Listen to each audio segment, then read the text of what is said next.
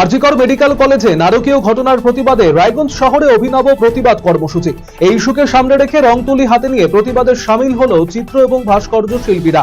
চিত্র এবং ভাস্কর্য শিল্পী গণমঞ্চের উদ্যোগে রায়গঞ্জে বৃহস্পতিবার সন্ধ্যায় গীতাঞ্জলি সিনেমা হলের সামনে এই কর্মসূচির আয়োজন করা হয়, যেখানে ছোট থেকে বড় সমস্ত বয়সের শিল্পীরা নীরবে ছবি এঁকে কিংবা ভাস্কর্যের মাধ্যমে আরজিকরের ঘটনার প্রতিবাদ জানান।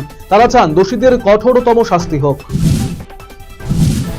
আরজিকর হাসপাতালে তরুণী ট্রেনি চিকিৎসকের ধর্ষণ খুন মামলায় প্রাক্তন অধ্যক্ষ সন্দীপ ঘোষের গোপন জবানবন্দি নিল আদালত। বৃহস্পতিবার কড়া নিরাপত্তায় শিয়ালদহ আদালতে নিয়ে আসা হয় আরজিকরের প্রাক্তন অধ্যক্ষ ডাক্তার সন্দীপ ঘোষকে। সেখানে বিচারকের সামনে তার গোপন জবানবন্দি নেওয়া হয়। আরজিকর হাসপাতালে মহিলা চিকিৎসক খুনের ঘটনায় দোষীদের চিহ্নিত করে শাস্তির দাবিতে ধিক্কার মিছিল অনুষ্ঠিত হলো ইটাহারের দুর্গাপুরে। বৃহস্পতিবার সন্ধ্যায় ইটাহার থানার দুর্গাপুর অঞ্চলে কয়েকশো মহিলা পুরুষ প্ল্যাকার্ড পোস্টার হাতে নিয়ে রাস্তায় ধিক্কার মিছিলে পা মেলান। তৃণমূল নেতা তথা স্কুল পরিচালন সমিতির সভাপতির বিরুদ্ধে ছাত্রীদের অশ্লীল মেসেজ পাঠানোর অভিযোগের ঘটনায় চাঞ্চল্য ছড়ালো কোচবিহারের রাজারহাট উচ্চ বিদ্যালয়। এই ঘটনায় বিদ্যালয়ের বর্তমান এবং প্রাক্তন ছাত্রছাত্রীরা বিক্ষোভে সামিল হয়। খবর পেয়ে ছুটে আসে পুন্ডিবাড়ি থানার পুলিশ। পুলিশের পক্ষ থেকে পরিস্থিতি নিয়ন্ত্রণে আনার চেষ্টা করা হয়। সাংবাদিকের চড়ছে স্বর, জাস্টিস ফর আরজিকর। আরজিকরের ঘটনার প্রতিবাদে শিলিগুড়িতে জার্নালিস্ট ক্লাবের প্রতিবাদ মিছিল। আরজিকরে ছাত্রী খুনের ঘটনায় মৌন মিছিলের মাধ্যমে পথে নামল শিলিগুড়ি জার্নালিস্ট ক্লাব। এই ঘটনায় দোষীদের কঠোরতম শাস্তির দাবি জানানো হয়। এদিন সন্ধ্যায় মোমবাতি জ্বালিয়ে শিলিগুড়ি কাঞ্চনজঙ্ঘা ক্লাব কার্যালয় থেকে মৌন মিছিল শুরু হয়। মিছিলটি হাসমি চক হয়ে সেবক মোড় থেকে ফের হাসমি চকে এসে শেষ হয়। আরজিকর কাণ্ডে এবারে প্রতিবাদে সামিল হলো করণদিঘি উচ্চ মাধ্যমিক বিদ্যালয়। বৃহস্পতিবার বিদ্যালয় ছুটির পর এক প্রতিবাদ মিছিলে পা মেলান বিদ্যালয়ের ছাত্রছাত্রী সহ শিক্ষক শিক্ষিকারা। প্রতিবাদকারী পড়ুয়াদের হাতে ছিল আরজিকরে মহিলা চিকিৎসককে খুনের প্রতিবাদে লেখা পোস্টার। প্রতিবাদ মিছিলটি করণদিঘি বাসস্ট্যান্ড হয়ে পুনরায় করণদিঘি উচ্চ মাধ্যমিক বিদ্যালয় প্রাঙ্গণে গিয়ে সমাপ্ত হয়। পঞ্চায়েত এলাকার একাংশ পুর এলাকার অন্তর্ভুক্ত হওয়ায় পাকা রাস্তার কাজ সম্পূর্ণ করল পৌরসভা। বালুরঘাট পৌরসভার অন্তর্গত 13 নম্বর ওয়ার্ডের সিংপাড়ার দীর্ঘদিন ধরে ছিল মাটির রাস্তা। পৌরসভায় নতুন সংযোজন হবার পরে এই প্রথম ওই রাস্তা পাকা করল বালুরঘাট পৌরসভা।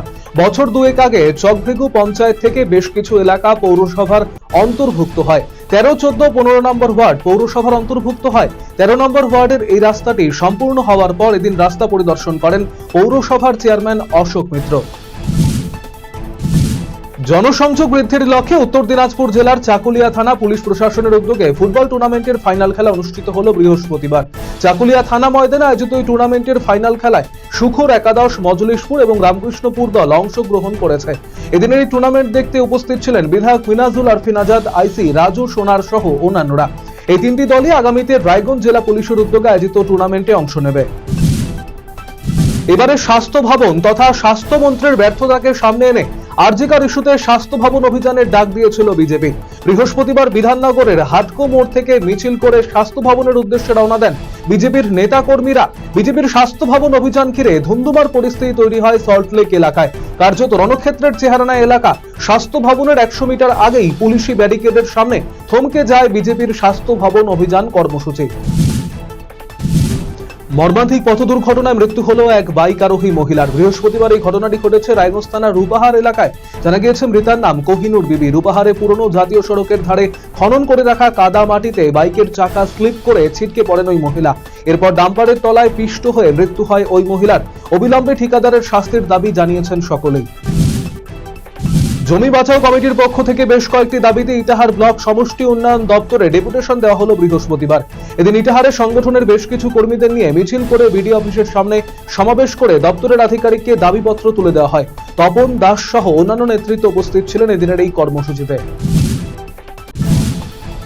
আরজিকর হাসপাতালে মহিলা চিকিৎসক খুনের ঘটনায় দোষীদের চিহ্নিত করে কঠোর শাস্তির দাবিতে ধিক্কার মিছিল এবং পথসভা করা হলো সিপিআইএম এবং তাদের ছাত্র যুব সংগঠনের পক্ষ থেকে। বৃহস্পতিবার বিকেলে সংগঠনের কর্মীরা প্ল্যাকার্ড পোস্টার নিয়ে ইটাহার চৌরাস্তা মোড় এলাকায় প্রতিবাদ সভা করেন। উপস্থিত ছিলেন সিরাজুল ইসলাম, আলপনা বর্মন সহ অন্যান্য নেতৃত্ব।